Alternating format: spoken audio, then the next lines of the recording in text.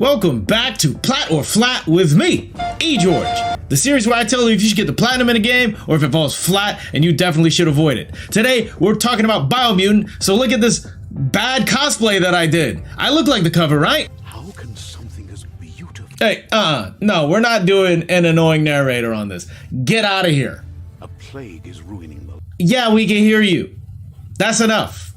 I don't need you being the worst part of this video. Hit the music!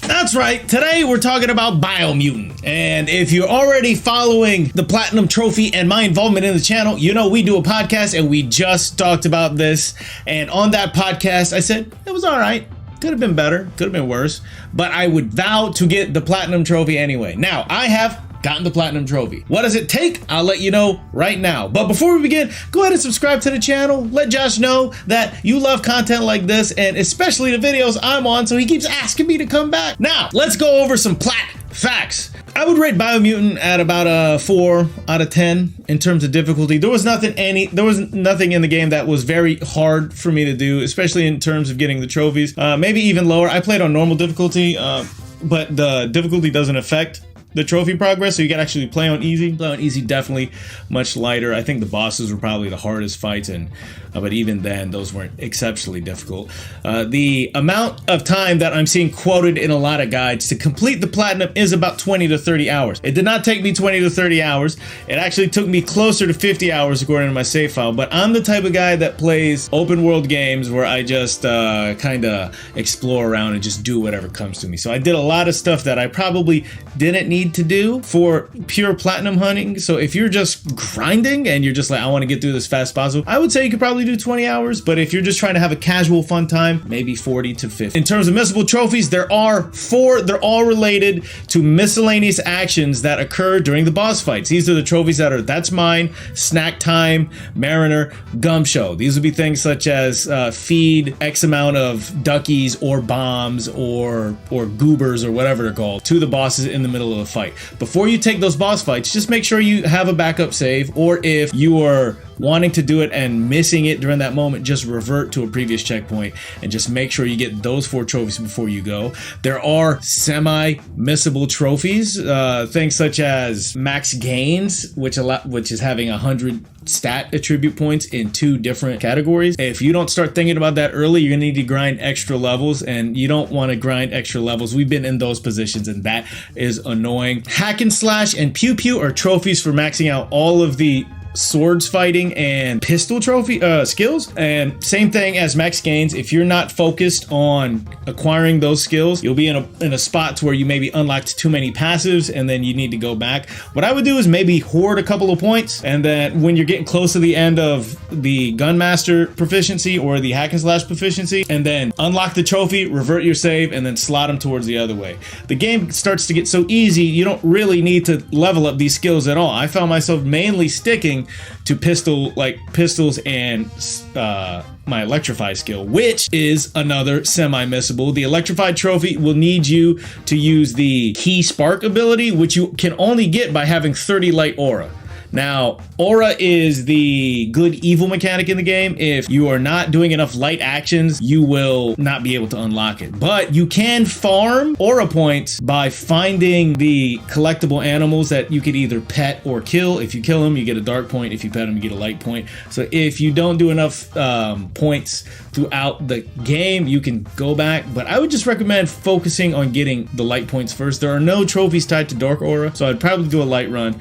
And then the same thing for stick it to him is semi-missable, because you need to get the mucus bubble that needs 12 bio points, and that could be kind of iffy. But other than that, there's nothing else that really is a plat breaker. There's nothing that will stop you from getting the game if you just go all the way through. When the game first launched, there were some bugged trophies. I think, what was it? Patch 2.01 made Toy Tinkerer bug for some players, but I played the game after that patch. So since patch 2.02, the bugs have been fixed, so you shouldn't have to worry about bug trophies. So everything should be good. I would also pay attention to the Wung Fu Master trophy. I was having a hard time with it at first, but it was only because I didn't know how to use Super Wung Fu, and like I had to do some research and figure out how to activate it. But you have to do unique Wung Fu skills that you unlock with points, and they have to be, you know, alternated while you're fighting. Then you hit the shoulder buttons and you go to slow mode. That gives you extra damage. You need to kill 50 enemies while doing that. Do that up front so you're not running around looking for enemies to kill, because they don't really respawn in the game. Like they do, but you don't want to do that. You don't want to be running around looking for stuff to. So other than that, the only trophies that I had left near the end of the game that I kind of had to grind out were farming the animals, the squibs,